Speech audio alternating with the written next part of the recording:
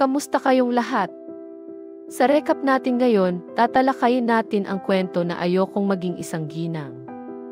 Kung nagustuhan nyo ang video, huwag kalimutang i-like at mag-subscribe. Malaking tulong ito para sa paglago ng ating channel. Tara na, simulan na natin. Sa ingranding pasukan ng isang marangyang mansyon, isang dalagang nakaasul na gown at puting sombrero ang binati ng isang estranghero sa pamamagitan ng paghalik sa kanyang may glove na kamay. Isang kilos na malinaw na nagpapakita ng kanyang pagiging marangal. Ngunit imbes na tanggapin ito ng may kagandahang loob, agad niyang iniwas ang kamay na tila ba nadumihan. Walang pag-aalinlangan, inihagis niya ang gwante sa kanyang katulong at malamig na inutusan itong sunugin. Pagpasok niya sa kanyang karwaheng hila ng kabayo, lumakas ang mga bulungan ng mga kababaihan sa paligid. Tinawag nila siyang Lady Angel ng House Bornis. Ngunit para kay Ariane, ang mga salitang iyon ay hindi papuri, kundi panlalait. Si Ariane ay ipinanganak sa isang kilalang at mayamang angkan, ang House of Bornis. Subalit sa kabila ng kanyang marangal na lahi, hindi niya kailanman naramdaman ang karangyaan. Ang totoo, lumaki siyang halos mabulok sa isang malamig at malungkot na silid, nagmamakaawa para sa pagkain. Ang kanyang ama, si Count Bornis, ay hindi kailanman itinuring siyang anak, kundi isang pag-aari, isang bagay na maaari niyang ipaupa o itapon kailanman niya gustuhin. Ni minsan, hindi siya nakaranas ng pagmamahal o kabutihan mula rito. Ang mga katulong naman na ginagaya ang kalupitan ng Count ay nakahanap ng saya sa pagpapahirap kay Ariane. Basta't hindi siya nasusugatan, malaya silang pahirapan at pahiyain siya. Para sa kanila, ang pagyurak sa dangal ni Ariane ay isang uri ng aliw at pagpapakita ng kapangyarihan. Isang araw, na siya ring kanyang kaarawan, nakaranas si Ariane ng kakaiba. Pumasok ang isang katulong bitbit ang isang magarang cake na may dekorasyong strawberries at cream. Sa unang pagkakataon sa kanyang buhay, may nagdala sa kanya ng cake. Nabigla siya at bahagyang umasa.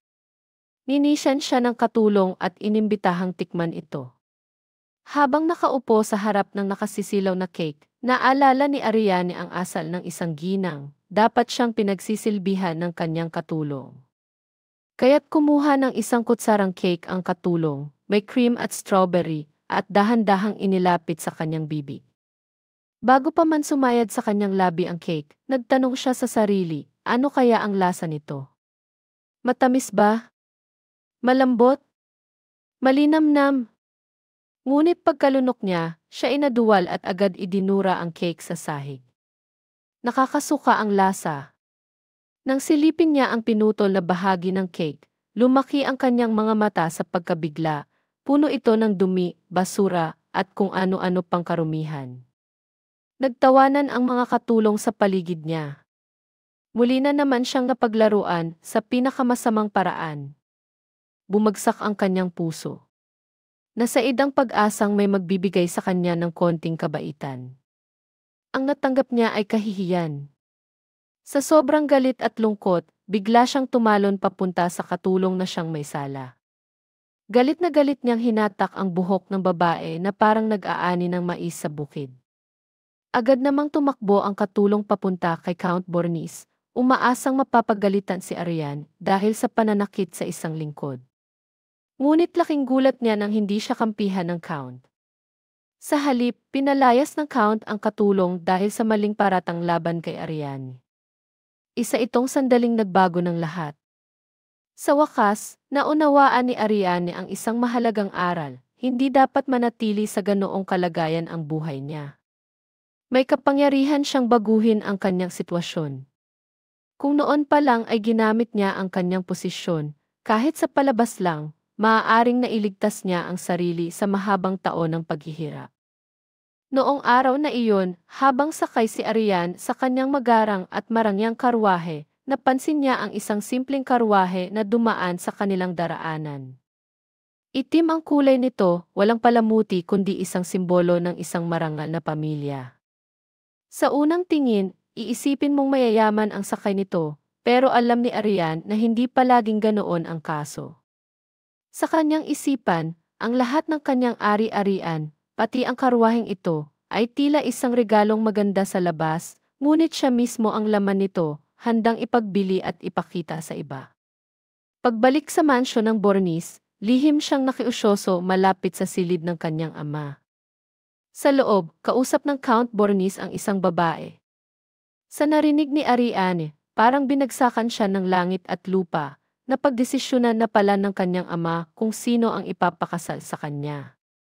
Mas masahol pa, balak siyang ialay bilang isa sa mga kabit ng koronang prinsipe. Galit na galit si Ariane. Agad siyang umakyat sa kanyang silid at sinubukang ibaling ang galit sa pamamagitan ng pagdarts. Hindi siya makapaniwalang ibebenta siya bilang ika-6 na kabit ng isang lalaking kilalang manyakis at babaero. Para sa kanya, malinaw na red flag ang prinsip, wala sa ayos, mapagsamantala at hindi ka nais-nais. Nasira ang lahat ng plano niya. Matagal na niyang inaasam na makakuha ng dowry upang makatakas sa ilalim ng kontrol ng kanyang pamilya. Pero kung matutuloy ang balak ng kanyang ama, babagsak ang lahat. Pero hindi basta sumusuko si Ariane.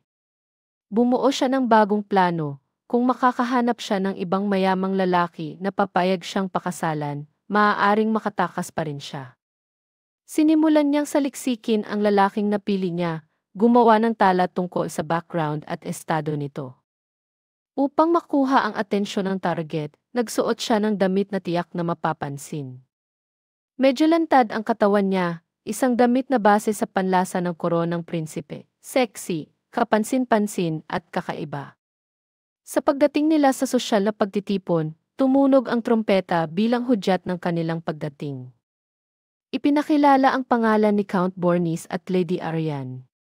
Sa pagpasok nila, agad nag-umpisa ang bulungan sa buong silid.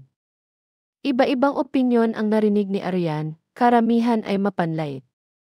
Pero kahit masakit, nanatili siyang kalmado, may angking anghel ng ngiti at tindig. Maya-maya, iniwan siya ng kanyang ama sa gitna ng karamihan dahil ipinatawag ito ng koronang prinsipe. Naiwang mag-isa, agad siyang nilapitan ng ilang mararangal na lalaki, gustong makilala siya. Dumating naman si Lady Prod, kasama ang ilan pang ginang mula sa alta sosyedad. Nilapitan siya ni Lady Prod at sinimulan ang pakikipag-usap. Sa una, maayos ang pakikitungo nito, ngunit unti-unting lumihis ang tono. Tinuligsa ni Lady Prod ang suot ni Ariane, masyado raw lantad, malaswa at hindi akma para sa isang ginang. Kinumpara pa siya sa mga kabit ng prinsipe at pinayuhan na magbihis ng tama, sapagkat sumasalamin daw sa pagkataon ng babae ang kanyang kasuotan. Nagalit si Ariane sa insulto kahit hindi niya ito ipinakita. Sa halip, gumawa siya ng eksena, kunwaring nahimatay at tumumba sa sahig, mahina at kaawa-awa ang dating. Ginamit niya ang sandali upang makuha ang atensyon ng mga tao. Biglang dumating ang isa sa mga kabit ng koronang prinsipe. Agad niyang pinutol ang eksena ni Lady Prod, nilapitan ito na parang handang makipagbakbakan. Matalas ang kanyang dila, puno ng panunuya at pagbabanta. Narinig niya ang pag-uusap kanina tungkol sa maselang pananamit at alam niyang pinuna rin ni Lady Prod ang kagustuhan ng prinsipe sa mga babaeng sexy ang bihis. Nagbago ang ihip ng hangin. Nahiya si Lady Prod at napagtanto ni Ariane na hindi siya nag-iisa sa laban na ito. Ang laro ng kapangyarihan, dangal at pagpapanggap ay nagsisimula pa lamang. Habang nagtatalo sina Lady Prod at ang isa sa mga kabit ng koronang prinsipe, dahil sa pakikialam ni Lady Prod at panlalait niya sa panlasa ng prinsipe sa mga babae, nakahanap si Ariane ng pagkakataong makaiwas at makalabas sa eksena ng hindi napapansin. Sa gitna ng bulwagan, may isang lalaking bihirang makita sa mga pagtitipon. Matangkad dito, may buhok na animoy batong obsidian, kulay itim na may kinang, na ayon sa mga lumang larawan, bihirang-bihira. Sikat siya dahil sa kanyang kagwapuhan na mas nauna pa kaysa sa kanyang aktwal na pagdalo sa mga salu-salo. Parang si Ariane rin na may reputasyong nauuna kaysa sa kanyang presensya. Habang abala si Ariane sa paghahanap ng lalaking nakita niya sa kanyang mga tala, umaasa siyang mapapakinabangan ito sa kanyang plano. Sa kalagitnaan ng kanyang pag-ikot, napansin siya ng isang lalaking may dilaw na buhok, isang kakilala mula sa kanyang nakaraan, at halatang may obsesyon pa rin sa kanya. Pero hindi niya kailanman minahal ang lalaki. Kaya't agad siyang nagtago sa mga anino ng mga tao upang makaiwas sa kanya. Sa wakas, narating niya ang bahagi ng bulwagan kung saan nakita niya ang lalaking kanyang hinahanap, si Duke Cayenne. Maganda ang tindig at itsura ni Duke Cayenne, halos kasing kinang ng sarili niyang presensya. Sa isip ni Ariane, target locked. Nakasalalay kay Duke Cayenne ang susunod na hakbang ng kanyang plano. Pasado ang Duke sa lahat ng pamantayan niya sa magiging asawa. Habang abala ang lahat sa pakikisalamuha, sinundan ni Ariane si Duke Cayenne paakyat sa itaas, balak siyang kausapin ng masinsinan. Pumasok ang Duke sa isang kwarto na may pulang kurtina. Huminto muna si Ariane, binalikan sa isip ang lahat ng impormasyon niya tungkol kay Cayenne, ang kanyang pagkatao, ugali at impluensya. Pagdating sa pintuan, akma na sanang hahawiin ni Ariane ang kurtina, ngunit biglang hinawi ito ni Duke Cayenne mula sa loob upang tingnan kung may sumusunod sa kanya. At doon, tumambad sa kanya ang isang magandang dalagang may maputing buhok, si Ariane. Hindi siya inasahan ni Ariane, pero hindi siya natigilan. Sa halip, kalmado niyang inimbitahan si Duke Cayenne na pumunta sa kanyang silid. Ipinaliwanag niyang mag-iiwan siya ng panyo sa bintana bilang senyales ng pagpasok. Naguluhan si Duke Cayenne sa kilos ni Ariane.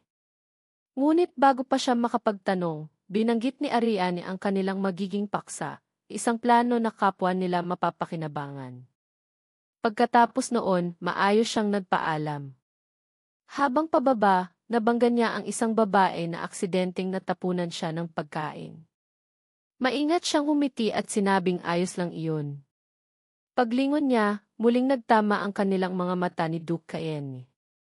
Pabulong niyang sinabi, "Huwag mong kalimutang puntahan ako."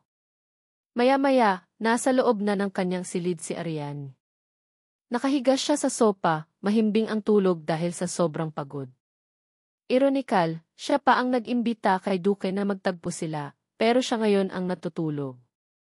Pumasok sa silid si Duke Cayenne mula sa bintana. Tahimik niyang tiningnan si Ariane, na parang isang batang mapaglaro na, sa kabila ng katalinuhan, ay madaling mapagod. Napangiti siya habang tinitigan ang dalagang natutulog sa harap niya. Matagal nang naghihintay si Duke Chart, mahigit 5 oras na, habang tahimik na umaasang magising na si Ariane anumang sandali. Nang sa wakas ay gumalaw ito at unti-unting nagkamalay, ang unang bumungad sa kanya ay ang mukha ng Duke, nakayuko at maingat na pinagmamasdan siya. Doon niya napagtanto, nagising na pala siya kaninang umaga, at nahimbing muli habang mailaway pa sa gilid ng kanyang labi. Ayon sa Duke, ilang beses na siyang kumatok sa bintana, ngunit walang sumagot. Paulit-ulit na sinabi ni Ariane na sana iginising na lang siya nito. Ngunit dahil sa labis na paggalang ni Duke Chart sa kanya, pinili nitong huwag gambalain ang kanyang pahinga. Para sa kanya, ito ay magiging bastos kung pipilitin niya siyang magising. Sa paliwanag na iyon, namula ang mukha ni Ariane, hindi lamang dahil sa hiya, kundi maihalong kakaibang kilig. Naiilang man, iginiit niyang sa susunod ay dapat siyang gisingin, imbes na tumitig lang buong magdamag. Ayaw nang mag-aksaya pa ng oras, agad na ibinaling ni Ariane ang usapan sa maseryosong bagay. Inilabas niya ang isang ledger na dating pag-aari ng kanyang ama at iniabot ito sa Duke. Habang binubuklat nito ang laman, hindi na iwasan ng Duke na mapansin ang tila pagtataksil ni Ariane sa sariling pamilya. Ipinaliwanag naman ni Ariane ang dahilan ng kanyang desisyon, plano ng kanyang ama, si Count Rochevin, na ipagbili siya sa Crown Prince kapalit ng malaking halaga. Isang kapalarang ayaw na ayaw niyang kahinatnan. Malinaw niyang sinabi, hindi siya pag-aari ng kahit na sino. Nagtanong ang Duke kung ano ang kapalit ng ledger. Ito ba ay pahintulot niya sa kasal? Kumpirmado ni Ariane iyon, ngunit may kondisyon, isang kasalang kontraktwal na tatagal lamang ng 1 taon. Pagkalipas ng taon, maghihiwalay rin sila. Sa panahong iyon, makatatanggap siya ng sapat na dowry, salaping sapat upang makapagsimula siyang mag-isa. Bagamat tila payak ang kasunduan, nag-atubili ang duke. Ang pinakaalalahanin niya ay ang tiyak na pagtutol ng ama ni Ariane. Subalit tila inasahan na ni Ariane ang reaksyong iyon. Ibinunyag niya ang kanyang reserbang plano, isang simbolikong hakbang upang patunayan ang kanilang ugnayan, ang magpalipas ng isang gabi na magkasama. Sa gayon, maniniwala ang lahat na sila'y tunay ngang magkasintahan. Nabigla ang duke sa lakas ng loob ni Ariane, bahagyang nataranta pa. Ngunit agad siyang sinigurado ng dalaga na lahat ng iyon ay palabas lamang, isang eksenang bahagi ng kanilang kasunduan. Kinailangan ng duke ng oras upang mag-isip. Humingi siya ng sandaling pagninilay. Lumipas ang ilang oras. Sa kahihintay at pagkainip, napuno na si Ariane. Agad niyang inagaw pabalik ang ledger at nagbanta, hahanap siya ng ibang lalaking papayag sa kanyang alok. Sa sandaling iyon, napilitang magpasya ang duke. Tumayo siya at sa mahina ngunit matatag na tinig, sinabi niya. Pumapayag ako. Nagulat si Ariane na tigilan. Pakakasalan kita. Nagtagpo ang kanilang mga mata. Tahimik ang buong silid, ngunit alam nilang pareho, wala nang atrasan. Nagsimula na ang laro. Matapos ang mahaba-habang pag-uusap, napagkasunduan din nila ang isang plano. Naghanda ang duke ng isang formal na kontrata. Detalyado ito, mula sa kasunduan ng kasal hanggang sa usaping pagmamay-ari ng mga minahan ng diamante. Pagkatapos nilang pumirma, tinanong ni Duke Charles si Ariane kung ano ang dapat niyang gawin bilang susunod na hakbang. Ngunit sinabihan lang siya ni Ariane na siya na ang bahala. Bilang pagpapakita ng pagbabago sa pagitan nila, tinawag siya ng duke sa unang pagkakataon sa kanyang tunay na pangalan, Ariane, sa halip na Lady. Gumanti si Ariane at tinawag rin siyang Chart. Lumakad palabas si Chart sa pinto ng silid ni Ariane, kabaligtaran ng kanyang pagpasok, nasa bintana. Nang mapansin ni Ariane iyon, huli na ang lahat. Kung may nakakita sa duke na lumabas mula sa kanyang silid, siguradong may tsismis na agad. Pero, tila planado na naman ito ng duke. Napansin siya agad ng mga maid na nakaabang sa hallway habang dumadaan siya. Sa loob ng silid, halos pasabog na ang utak ni Ariane sa kaba. Alam niyang anumang oras ay tatawagin siya ng kanyang ama at handa na siyang masigawan o mas masahol pa, masaktan. At dumating nga ang tawag. Laking gulat niya na hindi siya pinagalitan. Sa halip, pinuri siya ng ama dahil naging kapaki-pakinabang daw siya. Ngunit bago pa makalabas ng silid ang kanyang ama, bigla itong lumingon at mariing hinawakan ang kanyang braso. Sobrang higpit, nag-iwan ito ng marka. Malamig na winika ng ama na kahit saan pa siya ipagbili, mananatili pa rin siyang pag-aari ng angka ng Bornis. Napakalamig. Napakasama. Anong klaseng ama iyon?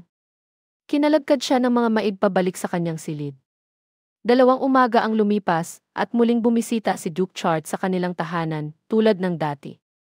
At sa hindi maipaliwanag na dahilan, tila ba matagal na siyang naghihintay sa pagdating ng kanyang prinsipe. Sa hapagkainan, hindi maitago ni Ariane ang galit habang nakatitig kay Chart. Halata sa kanyang mukha ang pagkadismaya. Si Chart naman ay may nakahandang paliwanag. Anya, nakipagkita siya mismo sa ama ni Ariane at inalok ito ng isang bagay na hindi niya kayang tanggihan, ang mga minahan ng diamante at esmeralda ng pamilyang Cayenne. Laking gulat ni Ariane sa narinig. Ang mga minahan na iyon ay bahagi sana ng magiging alay sa kanya pagkatapos ng kasal. Pakiramdam niya ay ninakawan siya ng karapat-dapat sana ay mapunta sa kanya. Napuno siya ng pagkadismaya at inis. Ngunit napabuntong hininga lamang si Chart. Ipinaliwanag niyang ang mga minahang ibinigay ay maliit na bahagi lamang ng yaman ng pamilya Cayenne. Marami pa silang maipapamana kay Ariane sa oras na tuluyan ng maisakatuparan ang kasal. Unti-unting naunawaan ni Ariane ang layunin ni Chart, hindi siya pinagtaksilan, kundi tinutupad nito ang isang mas malawak na plano para sa kanilang dalawa. Binaling ni Chart ang usapan sa isang bagay na matagal nang iniwasan ni Ariane, ang araw na tinanggihan siya nito nang magdala siya ng proposal tungkol sa kasal. Ngunit tumanggi si Ariane na pag-usapan iyon. Sa halip, siya naman ang nagtanong tungkol sa papel ng pangalawang prinsipe sa usapin ng mga minahan. Lumabas na matagal nang inaasahan ni Chart ito.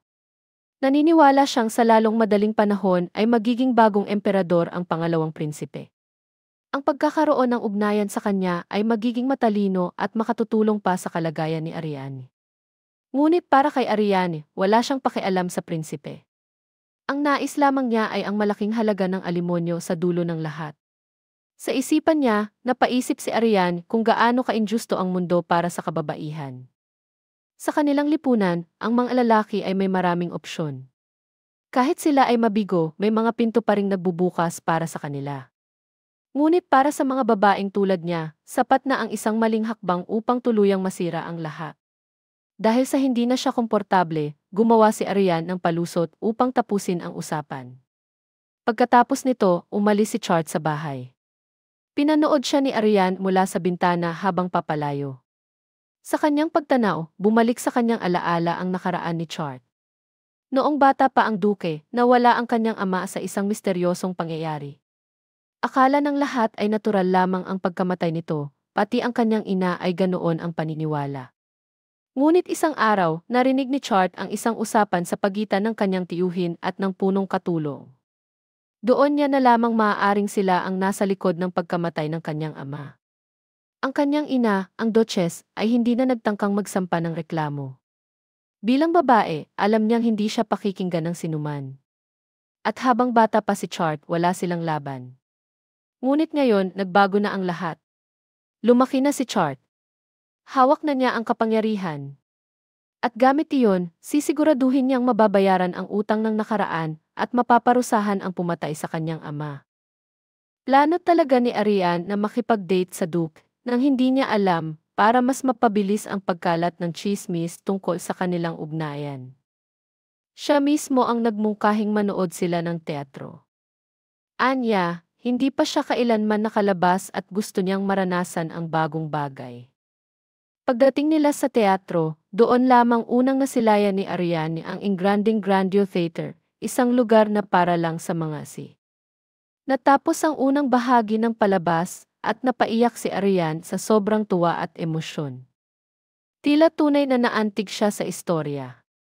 Ngunit dahil sa pag-iyak, natanggal ang kanyang makeup, kaya agad siyang nagtungo sa restroom para ayusin ito. Habang naglalakad siya sa hallway papunta roon, napansin niya ang isang malaking lalaki, matipuno at tila pamilyar. Nang magtagpo ang kanilang mga mata, tila alam na niya kung sino ito. Wala pang ilang segundo, bigla na lamang siyang binuhat ng lalaki. Nahulog pa ang kanyang sombrero sa sahig, ngunit hindi siya nanlaban. Pagdating sa isang abandonadong silid, pinaupo siya ng lalaki. Sa halip na matakot, kalmado siyang nagsalita.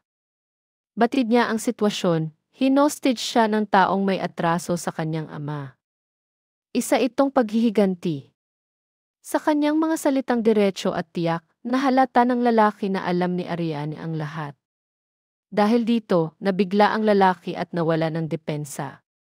At sa eksaktong sandaling iyon, agad siyang tinadyakan ni Ariane, direkta sa pagitan ng mga hita. Nakakatawa. Sa dinami-dami ng pwedeng tamaan, ang kahinaan pa ng lalaki ang natamaan. Iniwan na lamang siya ni Ariane na nakahandusa sa sakit habang narinig niyang malapit nang magsimula ang ikalawang yugto ng palabas.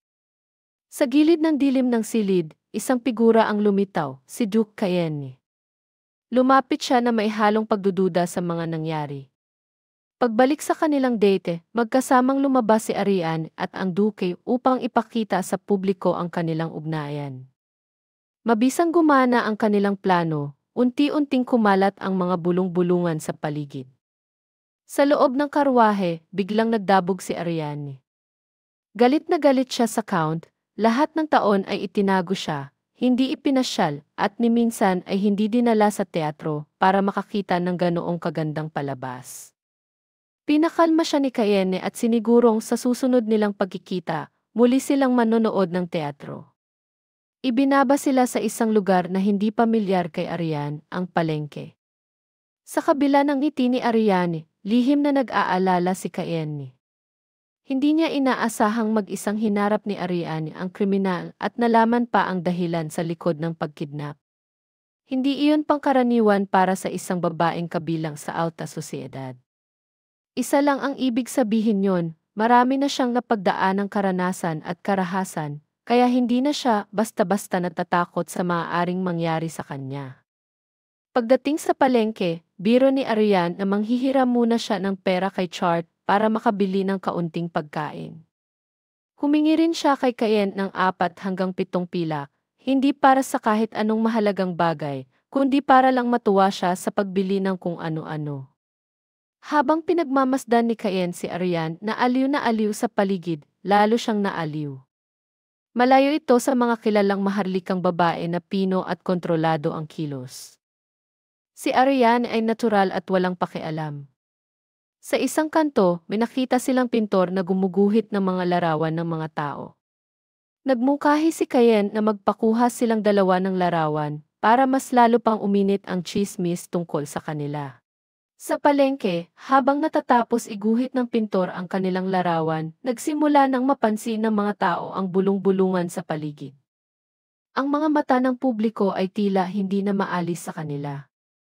Ang mga babaeng saksi sa kanilang kilos, bagamat alam na palabas lang ito, ay tila naniwala na totoo ang pagmamahalan sa pagitan ng dalawa. Parang eksena sa teatro, ngunit sa gitna ng tunay na buhay. Habang naglalakad, naghawak kamay pa sina Ariane at Cayen, bagay na lalo pang ikinagulat ng mga nakapaligid. Isang palabas nga namang kapansin-pansin. Nagbiro si Ariane na dapat ay subukan din nilang uminom ng serbesa sa malapit. Ngunit agad itong tinanggihan ng Duke, hindi pa siya nasa tamang edad para doon. Medyo nabigo si Ariane, kaya't iced tea na lang ang kanyang piniling inumin. Dahil mahaba ang pila, pinakiusapan niya si Cayen na siya na ang pumila at kunin ang inumin. Umalis si Cayen, ngunit nag-iwan siya ng kanyang tanod upang bantayan si Ariane. Habang nakatayo si Ariane sa isang stall, abala siya sa masayang pag-iisip. Hindi siya makapaniwala na sa wakas ay nakalabas siya sa mundo. Ngunit sa isang iglap, habang saglit na nawala ang atensyon ng bantay, may isang lalaking misteryoso na biglang dumukot sa kanya, mabilis at tahimik na hindi man lang ito napansin ng tanod. Sa kabila ng banta ng kriminal, hindi na tinag si Ariane. Sa halip, kalmado pa siyang nagsabi na wala naman siyang daladalang mahalagang bagay. Dahil dito, naguluhan ang lider ng mga masasama sa kanyang pananatiling kalmado. Sa huli, bumunot ito ng espada, ngunit nanatili si Ariane sa kanyang composure, walang bakas ng takot sa kanyang mukha.